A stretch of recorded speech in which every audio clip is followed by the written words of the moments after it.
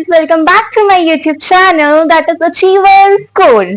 So guys, myself Sanvi Sahani और आज हम अपना स्टार्ट करेंगे अपनी मैक्रो इकोनॉमिक्स का unit 2 that is money and banking. ठीक है, मनी एंड बैंकिंग होता क्या है हम ये पहले समझेंगे। मनी क्या, पहले इसमें ना हमारे दो चैप्टर्स हैं basically, first is money and second is banking. और ये जो टोटल यूनिट है वो आती है आपकी 6 मार्क्स की। ठीक है, और ये बोर्ड पॉइंट ऑफ व्यू के अकॉर्डिंग बहुत ज्यादा इंपॉर्टेंट है, तो सब अच्छे से करना और बहुत इजी भी है ये। ठीक है, इसमें आपको कुछ ऐसा नहीं कि जो आपको समझ नहीं आएगा या दोबारा समझने की नीड पड़ेगी। ये बहुत ही इजी यूनिट है, बहुत ज्यादा इजी। ठीक है, तो इसलिए मैं पहले वीडियो इसकी अपलोड कर रही हूँ, उसके बाद में नेशनल इनकम की कर दूंगी, डोंट वरी। ठीक है, अब हम करते हैं मनी एंड बैंकिंग। मनी क्या होता है? मनी मतलब पैसा, है ना। क्या पैसा डायरेक्ट हमारी कंट्री में आ गया था? मतलब स्टार्टिंग जैसे हमारी कंट्री स्टार्ट हुई थी, मतलब इकोनॉमी स्टार्ट हुई थी, तो क्या हमारी इकोनॉमी में स्टार्टिंग से मनी चलती आ रही है? नहीं। सबसे पहले आपने छोटी क्लासेस में पढ़ा होगा कि वो चलता था बार्टर सिस्टम। पढ़ा है नहीं पढ़ा? मेरे को ये बताओ। पढ़ा है ना कि उसमें क्या होता था, लोगों के पास एक दूसरे गुड्स एक्सचेंज करते थे नहीं करते थे? हमें समझते हैं क्या कहना चाह रही हूँ मैं। ये देखो, हमारी मनी आई कैसे थी? सबसे पहले तो चैप्टर जैसे मनी है ना, तो मनी आई कैसे थी? पहले आई थी कॉमोडिटी मनी, जिसमें बार्टर सिस्टम कहते हैं। मतलब सामने वाले के पास है गेहूं, आपके पास है चावल। सामने के वाले के पास गेहूं है, आपके पास चावल है। उसने कहा कि यार मुझे चावल दे, आपने कहा कि मुझे गेहूं दे दे। आप दोनों ने अपने चीजें एक्सचेंज कर ली और आपको उससे प्रॉफिट हो गया, उसको भी प्रॉफिट हो गया। ये होता है आपका बार्टर सिस्टम। ठीक है, ये क्लियर हुआ। तो पहले ये होता था, पहले के टाइम पे मनी वगैरह नहीं होती थी। लोग कहते थे कि यार मुझे ना ये चाहिए, ये जमीन दे दो। तो उसने कहा कि मैं जमीन तब दूंगा आप मुझे अपनी एक गाय बेच दो, उसके बदले में आपको जमीन दे दूंगा। आपने गाय बेच दी, उसने आपको जमीन दे दी। तो ये क्या होता था? बार्टर सिस्टम होता था। तो इसे कहते थे कमोडिटी मनी। पहले ये चलता था सबसे पहले। Is it clear? ठीक है, फिर आता है हमारा मेटलिक मनी। फिर क्या आता है हमारा? Metallic money. मेटलिक मनी कौन सी होती है? जो आपके जैसे गोल्ड के कॉइन्स, सिल्वर के कॉइन्स राजा महाराजों के टाइम पे चलते थे। आपने सुना होगा ना कि जैसे कि वो उस टाइम पे वो 100 सोने की मोहरों के बदले उसने हमें इतना बड़ा किला दिया है ना, कहते थे ना। तो ये होती थी हमारी मेटलिक मनी, जो राजा महाराजा के टाइम पे चलती थी। बट 1930 में क्या हुआ? 1930 में जो हमारी इंडिया की गवर्नमेंट थी, उन्होंने कहा कि यार ये चल रहा है मेटलिक मनी वाला सिस्टम, इसमें ना थोड़ा बहुत प्रॉब्लम आ रही है, क्योंकि गवर्नमेंट के पास इतना ज्यादा गोल्ड का रिजर्व बन नहीं पा रहा। तो इसलिए उन्होंने क्या स्टार्ट कर दी? Currency, that is your notes, जिसे हम पेपर मनी कहते हैं। मतलब जो हम पढ़ते हैं, जो इस टाइम हम यूज करते हैं ना, कौन सी, जो आज के टाइम पे हम लोग यूज करते हैं, कौन सी मनी? ये वाली जो होती है 10 रुपए का नोट, 20 रुपए का नोट, 5 रुपए का नोट, 1 रुपए का नोट भी देखा किसी ने? देखा ही होगा ऑफ कोर्स, है ना। 100 रुपए का नोट, 200 का नोट, 500 का नोट, तो ये कौन सी होती है? पेपर मनी, है ना। तो ये पेपर मनी उस टाइम पे हमारी गवर्नमेंट ने चलाई। और इसका इंचार्ज कौन है? इसको कौन देखता है? RBI, reserve bank of India. ये जो हमारी पेपर मनी है इसे रेगुलेट करता है। कौन करता है? Reserve bank of India. Is it clear? फिर आता है बैंक और क्रेडिट मनी। अब बताओ, पेपर मनी के बाद कौन सी आती है? अगर आपके पास कैश नहीं है तो आप क्या करते हो? लोगों को दुकान पे जाके क्या करते हो? पेटीएम। पेटीएम करते हो नहीं करते? पेटीएम, फोन पे, गूगल पे, यूपीआई, है ना, ये तो करते हो। तो ये क्या है? हमारा बैंक मनी और क्रेडिट मनी, जिसमें हमारी ये भी आती है, प्लस हमारा डेबिट कार्ड, क्रेडिट कार्ड, ये सारी चीजें भी आती हैं। ठीक है, तो इवोल्यूशन ऑफ मनी में हमने 4 चीजें पढ़ी। पहली आती है कमोडिटी मनी, जो होता था बार्टर सिस्टम। सेकंड आती थी कौन सी? मेटलिक मनी, जिसमें आते थे गोल्ड और सिल्वर कॉइन्स। थर्ड आती थी हमारी पेपर मनी एंड फोर्थ आती थी हमारी बैंक और credit money. Is it clear? इतने में किसी को कोई डाउट है तो कमेंट सेक्शन में पूछ लो फटाफट से, और क्लियर है तो थंब इमोजी रिएक्ट कर दो प्लीज। ओके, अब आता है हमारा कि मनी होती क्या है। What do mean by money? अगर मनी की डेफिनेशन पूछी जाए तो मनी क्या होती है? तो money has been defined differently by different economist. Money को सबने अपना अलग अलग नाम दिया, लेकिन अगर मनी के हम सिंपल डेफिनेशन पढ़े तो money refers to set of asset used by people to buy goods and services. Money क्या है? फटाफट लर्न करो मेरे साथ। मनी क्या है? सेट ऑफ एसेट है। मनी क्या है? सेट ऑफ एसेट है। कौन यूज करता है? पीपल यूज करते हैं। Money refers to set of asset used by people. क्यों यूज करते हैं लोग? To buy goods and services. हो गया ना? Money refers to set of asset used by people to buy goods and services. तो ये क्या होती है? मनी की डिफाइन। आ गया समझ? ठीक है, नेक्स्ट करते हैं। वॉकर, वॉकर एक हमारे ये क्वेश्चन आता है एग्जाम में, एमसीक्यू में कई बार आ जाता है, वैसे इतना इंपॉर्टेंट नहीं है, फिर भी मैं आपको बता देती हूँ कि money is what money does. ये बात किसने बोली थी? ये बात बोली थी वॉकर ने, ठीक है, कि पैसे की कीमत पैसा ही जानता है। ये बात किसने बोली थी? वॉकर ने बोली थी, ठीक है। फिर आती है फॉर्म्स ऑफ मनी। अब मनी के बच्चों अलग अलग फॉर्म्स होती है। सबसे पहली आती है फियाट मनी। क्या होती है? Fiat money. फियाट मनी कौन सी होती है? फियाट मनी को हम लीगल टेंडर मनी भी कहते हैं। जो आप इस टाइम पे मतलब जो भी आप पैसा यूज कर रहे हो, लाइक आप नोट्स यूज कर रहे हो, आप कॉइन्स यूज कर रहे हो, जो भी पैसा इस टाइम अपने हाथों में आपके पास है, जो आप यूज कर रहे हो, उसे हम कहते हैं फियाट मनी या legal tender money. Is it clear? मतलब जो, और इसे कौन रेगुलेट करते से करता है? आरबीआई करता है और गवर्नमेंट ऑफ इंडिया करती है। गवर्नमेंट ऑफ इंडिया कैसे करती है बताती हूँ। It refers to that money which is issued by or authority of the government. It includes all notes and coin which of the people in the country are legally bound to accept as a medium of exchange. एक और चीज, main चीज जो आपको बता दूं, जितने भी कॉइन्स है, जितने भी कॉइन्स है प्लस ₹1 का नोट जो है, जितने भी कॉइन्स और ₹1 का नोट, ये कौन इशू करते हैं? हमारी कंट्री की गवर्नमेंट इशू करती है। और बाकी के जितने भी आपके नोट बनते हैं, लाइक ₹5 का नोट, ₹10 का, ₹20 का, 500, 500, 200,000 तो आता नहीं, सॉरी, ₹100 का, है ना, ये सारे करती है आरबीआई इशू। और जितने भी कॉइन्स और ₹1 का नोट है वो करती है गवर्नमेंट इशू। इतना पॉइंट क्लियर हो गया? तो ये कहा है कि जो भी मनी हमारी कंट्री में चलती है, जिसे बेचकर, जिसको देकर आप कोई चीज बाय कर सकते हो, उसे हम कहते हैं फियाट मनी। फियाट मनी कौन सी होती है? जिसको आप देकर कुछ खरीद सकते हो, उसे कहते हैं फियाट मनी, ठीक है। फिर आती है इसमें सारे नोट्स, कॉइन्स आते हैं जो लोगों के पास है, मीडियम ऑफ एक्सचेंज के लिए यूज कर सकते हैं।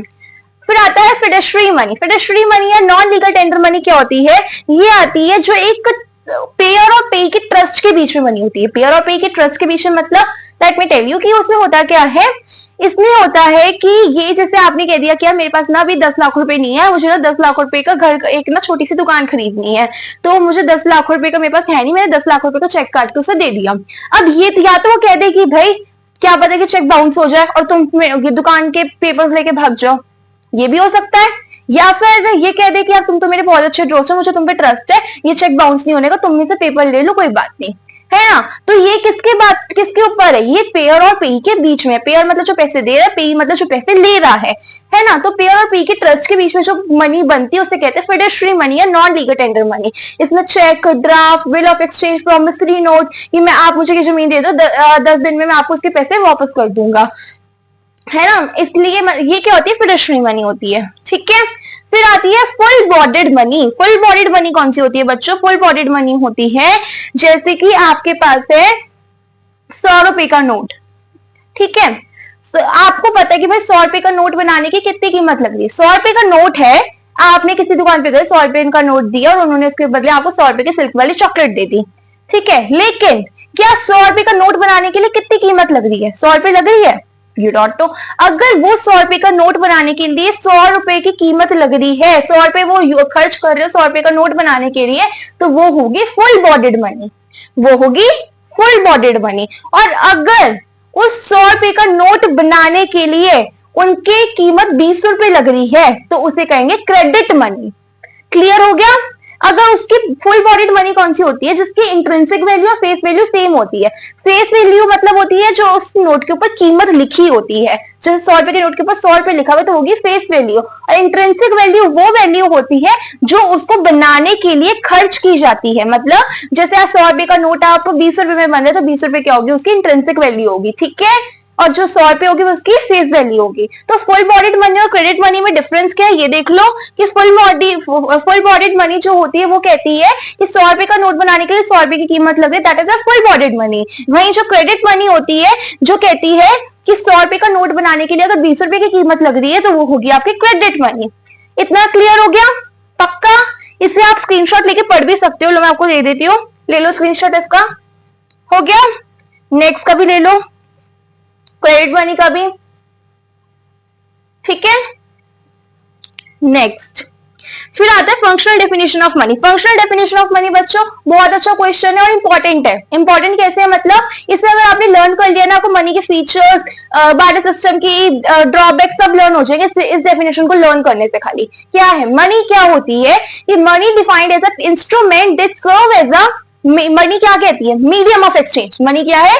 मीडियम ऑफ एक्सचेंज है, मतलब मनी के बदले आप किसी से कुछ भी ले सकते हो।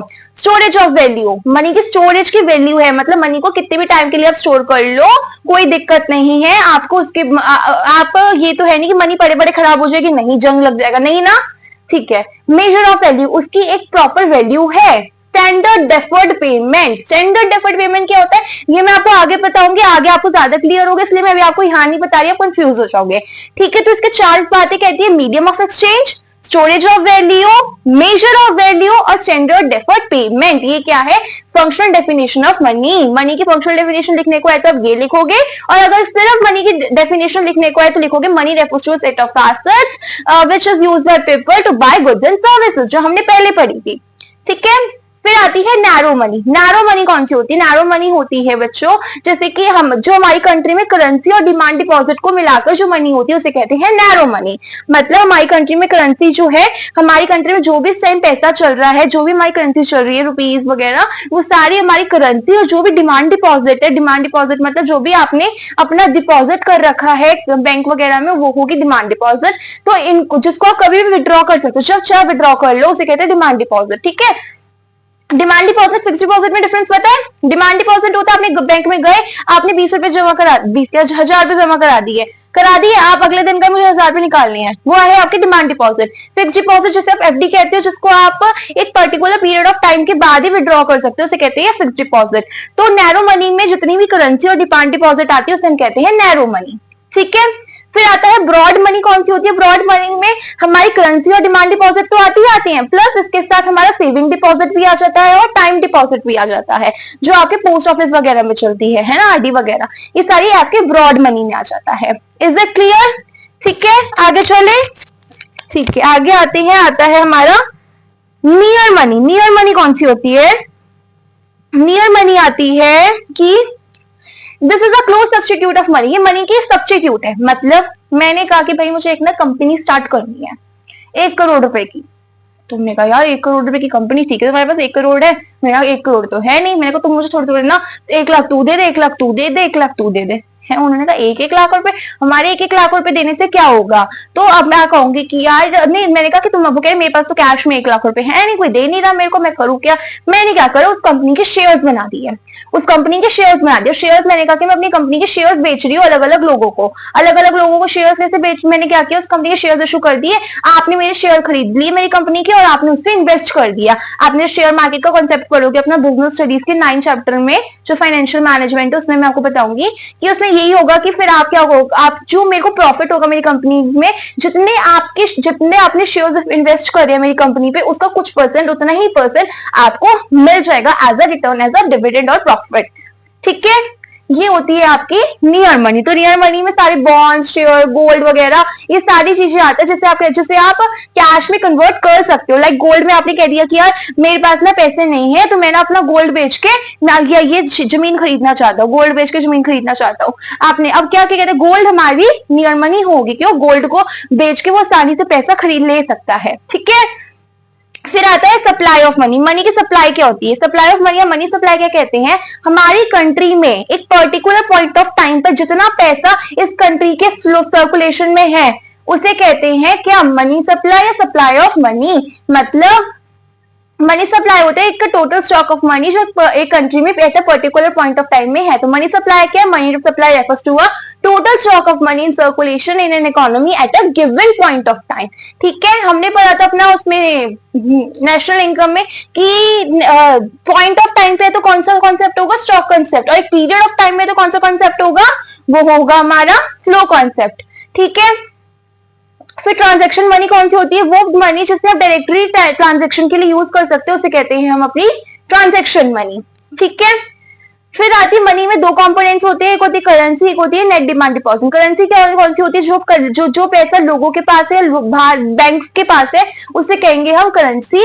और डिमांड डिपॉजिट कौन सी होती है, जो कमर्शियल बैंक के पास पैसा है जिसे आप कभी भी विड्रॉ कर सकते हो, उसे कहते हैं हम अपना नेट डिमांड डिपॉजिट, ठीक है। फिर यहाँ पे कुछ नोट दिया हुआ है कि it must be noted that demand deposits are taken on net basis, that is interbank deposits are excluded. जितने भी इंटरबैंक डिपॉजिट है वो एक्सक्लूड कर दिए जाते हैं। मतलब डिमांड डिपॉजिट हमने पढ़ा कि मैं आज गई, मेरे पास, मैंने कहा बैंक पीएनबी मुझसे नहीं 1000 रुपए ले लो और अब मेरे अकाउंट में जमा कर दो। अगले दिन गई मेरे को ना 1000 रुपए निकलवाने, उसने मुझे दे दिए, ये हमारा डिमांड डिपॉजिट होगा। क्योंकि कमर्शियल बैंक जो है उन्होंने हमारा पैसा ले रखा है। कमर्शियल बैंक सेंट्रल बैंक में क्या डिफरेंस है हम नेक्स्ट चैप्टर में पढ़ेंगे बैंकिंग में, डोंट वरी, इसी में वीडियो में कैरी ऑन कर दूंगी, देखते हैं। ठीक है, तो इंटरबैंक डिपॉजिट्स कौन से होते हैं? वो होते हैं जैसे एसबीआई ने कहा, स्टेट बैंक ऑफ इंडिया ने क्या, मेरे पास ना बहुत ज्यादा पैसा हो गया है, अब मैं कहाँ रखूं, कहीं चोरी वोरी ना हो जाए, मुझे डर लग रहा है। तो उसने एसबीआई ने कहा पीएनबी को, पंजाब नेशनल बैंक को, कि मेरा पैसा थोड़ा सा तुम अपने पास रख लो। तो ये नेट डिमांड डिपॉजिट नहीं होगा। नेट डिमांड डिपॉजिट वो होगा जो पब्लिक जमा करेगी। ठीक है, क्लियर हुआ? फिर आता है हमारे डिमांड डिपॉजिट हो गया। फिर आता है measurement of money supply. Measurement of money supply में क्या आता है? इससे 4 तरीके की मनी आती है, M1, M2, M3, M4। M1, M2, M3, M4। ये होता क्या है? ये छोटा सा ही कॉन्सेप्ट है। ठीक है, M1 कौन सा होता है? हमने जो पढ़ा, currency plus demand deposit plus other deposit. Other deposit में आते हैं जो आपके जितने भी मैंने आपको बताया ना, SG, TD, time deposit, saving deposit, ये सारे आ जाते हैं इसमें। ठीक है, इसके M2, M3, M4 एग्जाम का पार्ट नहीं है, यहाँ के एग्जाम्स में नहीं पूछे जाएंगे, तो इसलिए हम खाली इसका M1 वाला पढ़ेंगे कि C plus D D plus O D. आपको क्वेश्चन दे दिया जाएगा कि करेंसी 50,000 है, डिमांड डिपॉजिट 10,000 है और अदर डिपॉजिट 40,000 है, तो बताओ M1 कितना होगा? आपको इन दोनों को ऐड कर दो, आगे आंसर 1 लाख आपको होगी। भाई हमारा आंसर M1 जो है वो 1 लाख रुपए है। ठीक है, फिर आता है सी। सी मतलब करेंसी। करेंसी में क्या आता है कि करेंसी मैंने आपको बता दिया क्या होता है, जितने भी कॉइन्स और पेपर नोट्स हमारी लोगों के पास, उसे कहते हैं करेंसी। डिमांड डिपॉजिट है जो कमर्शियल बैंक के पास होते हैं, और अदर डिपॉजिट होते हैं जिसमें, अदर डिपॉजिट में कौन सी चीजें नहीं आती ये देखो। अदर डिपॉजिट में क्या नहीं आता ये देखो। अदर डिपॉजिट में deposit of government of the country with RBI. जैसे गवर्नमेंट ने कहा कि भाई हमारे पास ना बहुत ज्यादा पैसा हो रहा है, आरबीआई मतलब हमारी गवर्नमेंट है, बीजेपी चल रही है, बीजेपी ने कहा कि मेरे पास बहुत ज्यादा पैसा हो रहा है और आप ना हमारे आरबीआई तुम ना अपने पास जमा कर लो, तो गवर्नमेंट का पैसा आरबीआई के पास है तो वो इसमें इंक्लूड नहीं होगा। Deposit of country banking system with RBI. Country का जो बैंकिंग सिस्टम है, मतलब कमर्शियल बैंक ने आरबीआई में पैसा जमा किया, वो नहीं होगा ओडी में। ठीक है, फिर आता है liquidity of an asset refers to convertibility into cash. M1 is most liquid asset, M1 is least liquid asset. मतलब हमने जो पढ़ा था ना, सबसे ज्यादा लिक्विड एसेट होता है जिससे आप फटाफट से कैश में कन्वर्ट कर सकते हो, जिससे बेचकर आप कैश में कन्वर्ट कर सकते हो, वो होता है M1। तो M1 सबसे ज्यादा लिक्विड एसेट होता है। ठीक है, और सबसे लीस्ट लिक्विड एसेट कौन सा होता है? M4 होता है। ठीक है, फिर आते हैं हम आगे, वेट हमने, हाँ ये तो पढ़ लिया ना हमने कि ओडी में क्या चीजें आती क्या नहीं आती। ओके, ओडी की हमने डिफाइन, अच्छा हमने ये पढ़ लिया कि ओडी में क्या नहीं आता। ओडी में क्या आता है ये भी पढ़ लेते हैं, सब सॉरी स्किप हो गया। ये demand deposit with RBI of public financial institution like IDBI. Industrial development bank of India है, लोगों का कुछ फाइनेंशियल इंस्टीट्यूशन लोगों ने मिलकर बनाया हुआ है, उन्होंने बैंक आरबीआई में पैसा जमा किया, वो होगा ओडी का पार्ट। ठीक है, फॉरेन सेंट्रल बैंक ने, गवर्नमेंट ने पैसा जमा किया तो वो होगा ओडी का पार्ट। लेकिन जो फाइनेंशियल इंस्टीट्यूशन जैसे IMF, वर्ल्ड बैंक हो गया, इन्होंने आरबीआई में पैसा करा, वो होगा डिमांड डिपॉजिट का पार्ट। ठीक है, ये मतलब ये चीजें डिमांड डिपॉजिट या अदर डिपॉजिट के पार्ट में आई जाती हैं, लेकिन ओडी में क्या नहीं आती, हमने अभी अभी पढ़ लिया जस्ट। ठीक है, अब आता है कि एग्रीगेट मनी किसे कहते हैं, aggregate monetary source of society किसे कहते हैं? M3 को। M3 क्या होता है? Aggregate monetary source of society. ठीक है, ठीक है। फिर नेक्स्ट टॉपिक आता है कि हु सप्लाइज मनी। मनी कौन बनाता है? तो हमारी मेजर जो है 3 अथॉरिटीज है जो मनी को बनाती है। फर्स्ट इज सेंट्रल गवर्नमेंट, जिसमें मिनिस्ट्री ऑफ फाइनेंस आता है। मतलब सेंट्रल गवर्नमेंट मतलब जो हमारा मिनिस्ट्री ऑफ फाइनेंस है, मतलब जो फाइनेंस मिनिस्टर बनाता है हमारा, निर्मला सीतारमन के थ्रू वहां से जो इशू होते दैट इज सेंट्रल बैंक, वो अथॉरिटी बनाती है। Central government, sorry central bank, central government जो हमारी मनी बनाती है। कौन सी बनाती है? मैंने आपको वीडियो के स्टार्टिंग में बताया था, कौन सी? 1 रुपए का नोट और जितने भी कॉइन्स है कौन बनाता है? हमारा central government. Second, central bank of the country. Central bank of the country कौन सा है? Reserve bank of India. वो हमारा मनी बनाता है। वो कैसे मनी बनाता है? कौन सी बनाता है? जितने भी नोट्स है वो हमारा रिजर्व बैंक ऑफ इंडिया बनाता है। ठीक है, फिर कमर्शियल बैंक कौन से बनाते हैं? वो उनका मतलब वो उनकी कौन सी मनी होती है वो हम देखते हैं आगे। ठीक है, फिर आता है in India it is the ministry of finance that issues 1 rupee note and all the coins. Ministry of finance कहते हैं हमारी सेंट्रल गवर्नमेंट को। जो हमारी मिनिस्ट्री ऑफ फाइनेंस होती है, या जैसे हम कहते हैं कि जो हमारी कंट्री में फाइनेंस मिनिस्टर निर्मला सीतारमण के थ्रू जो होता है वो होता है सेंट्रल गवर्नमेंट में, जो क्या बनाती है 1 रुपी का नोट और सारे कॉइन्स। ठीक है, और 1 रुपए का नोट को छोड़ के जितने भी नोट्स हैं वो कौन इशू करता है? RBI, that is reserve bank of India. ठीक है, फिर आता है money is mainly supplied by reserve bank of India which is the central bank of India. RBI issues currency on the basis of minimum reserve system. Under this system, has to maintain a minimum reserve of 200 crore. RBI के पास minimum 200 crore का reserve होना चाहिए, तभी वो आपको वो money issue करेगा, तभी वो नोट्स बनाएगा। अगर सपोज उसका पास 200 करोड़ से कम का रिजर्व हो गया तो वो क्या करेगा? नोट्स बनाने बंद कर देगा। ठीक है, तो क्या है, उनके पास 200 करोड़ रुपीस का रिजर्व मिनिमम होना चाहिए। ठीक है, फिर आता है कि उनका गोल्ड का कितना रिजर्व होना चाहिए? उनके पास गोल्ड का 115 करोड़ रुपीस का गोल्ड का रिजर्व होना चाहिए। तो 200 करोड़ किसका? नोट्स का, और 115 करोड़ गोल्ड का। ठीक है, फिर आते हैं हमारे नेक्स्ट टॉपिक पे, जो आता है एक second. CBSE syllabus is restricted to meaning of money and supply of money.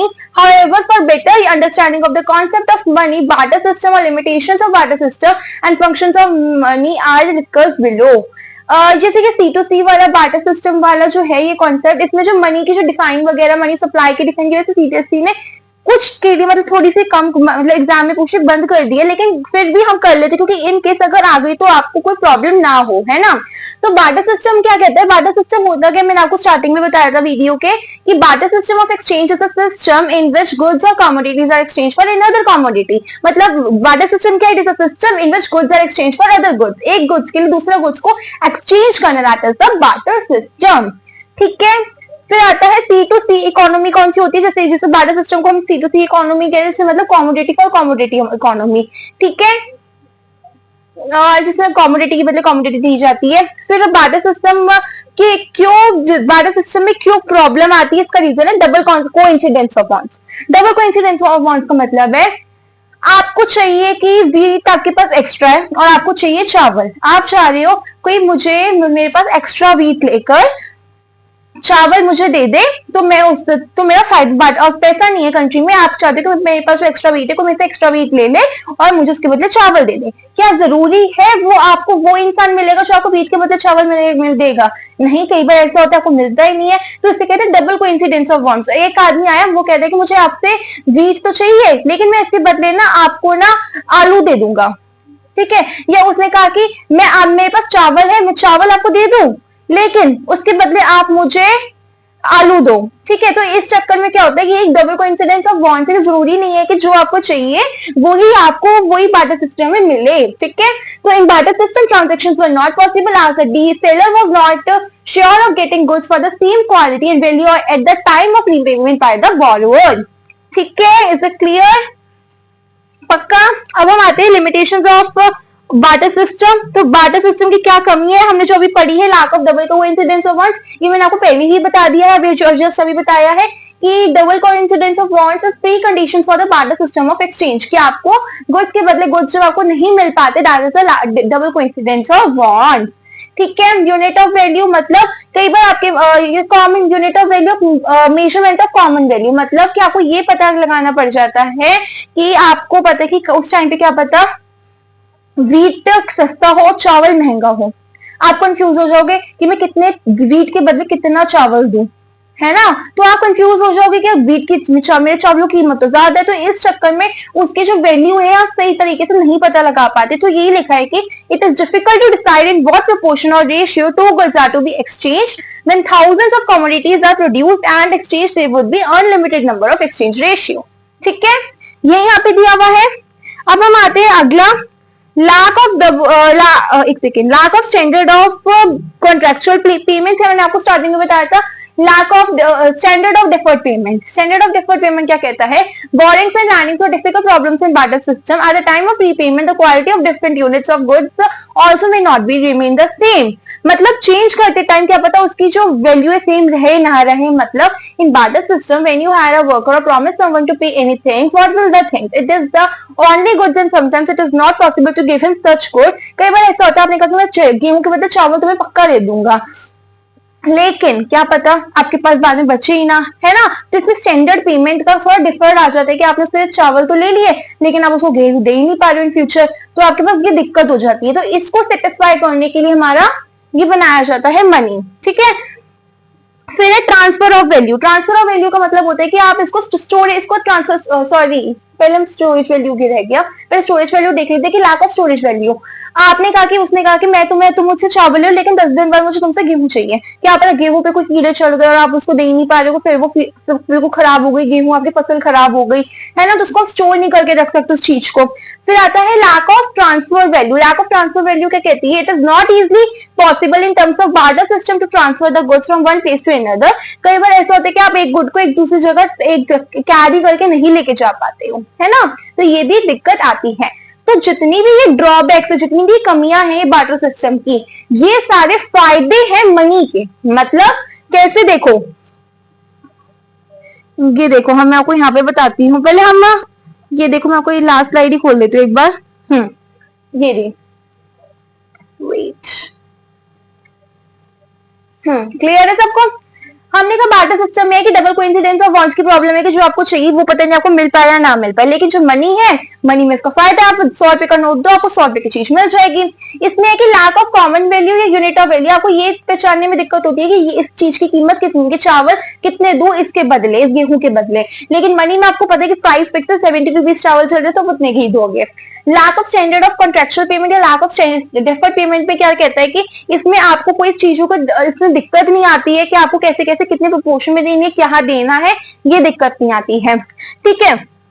Last है दो और है लैक ऑफ स्टोरेज वैल्यू। उसको बार्टर सिस्टम में आप चीजों को स्टोर नहीं करके रख सकते, मनी में आप स्टोर करके रख सकते हो। इसमें ट्रांसफर वैल्यू नहीं होती, इसमें ट्रांसफर वैल्यू है। इसको मनी आप जितनी भी कैरी करके एक जगह से दूसरी जगह लेके जा सकते हो, ठीक है। तो ये सब जो है ये है हमारे फायदे, किसके? मनी के, ठीक है।